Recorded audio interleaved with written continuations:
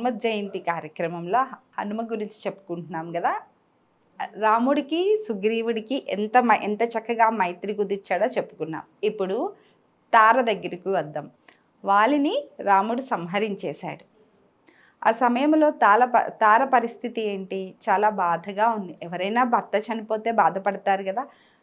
వయసుకు వచ్చిన కొడుకు ఉన్నాడు. నా కొడుకుని నేనేం చేయాలి? నా భర్త చనిపోయాడు.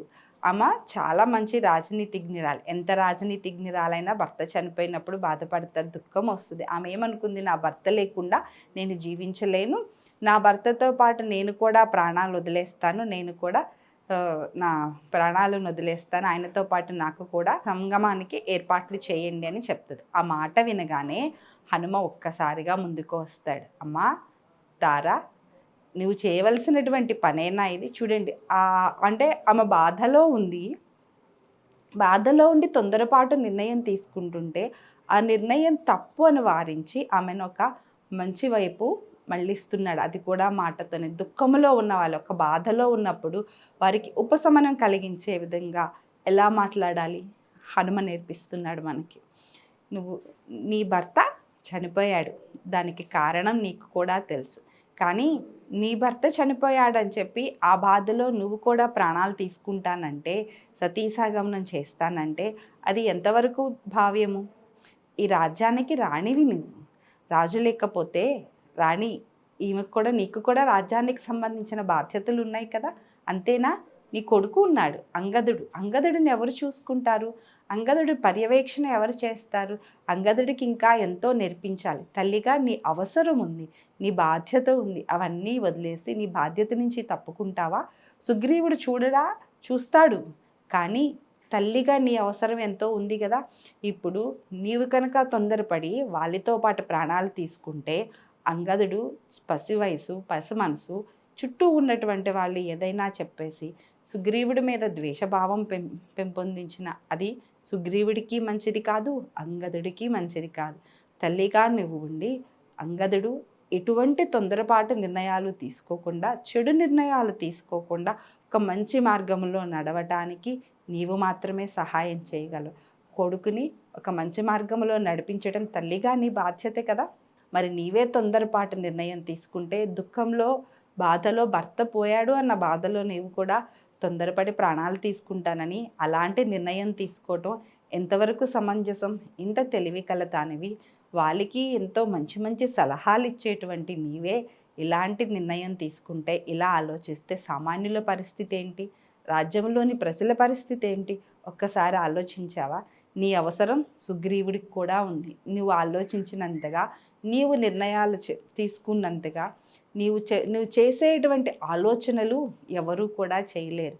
వాళ్ళకి నువ్వు ఎంతో మంచి మంచి నిర్ణయాలు చెప్పావు, మంచి ఆలోచనలు చెప్పావు. ఈ యుద్ధమే అన్నదమ్ముల మధ్య, ఈ సంగ్రామమే వద్దు, ఇద్దరిని కలిసి పొమ్మని చెప్పావు. అన్నదమ్ములు కలిసి ఉండడం వల్ల ఎంత లాభమో చెప్పావు. కానీ వాలి పడచెవిని పెట్టాడు. అంత మాత్రం చేత నీవు వాలి చనిపోవడంతో ఎన్ని నిర్ణయం తీసుకోవటం సమంజసం కాదు కదా.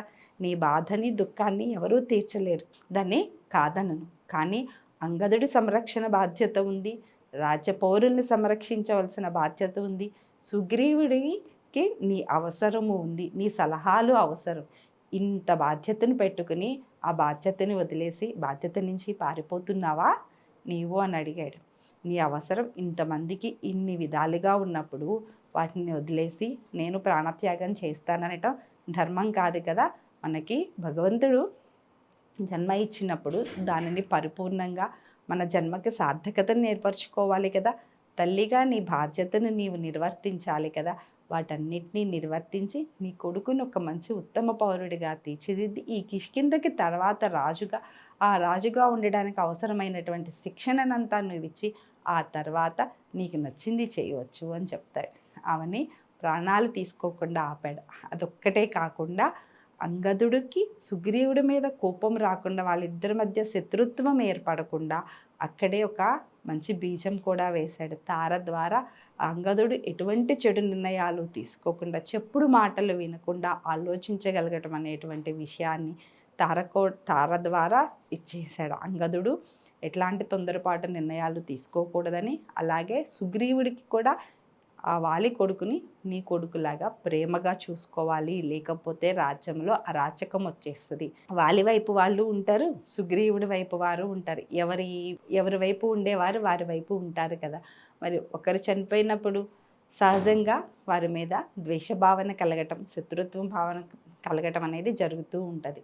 మరి అవతల మంచిగా ఆలోచించి సలహాలు చెప్పేవారు లేకపోతే యువతల వారు చెడు మార్గంలో మరలా యుద్ధానికే దారి తీసి రాజ్యానికే ప్రమాదం సంభవిస్తుంది కదా. వీటన్నిటినీ ముందుగా ఆలోచించి తార ద్వారా దానికి అటువంటి ప్రమాదం రాకుండా ముందుగా ఒక మంచి నిర్ణయం తీసుకుని తారకి మంచి జ్ఞానోపదేశం చేశాడు.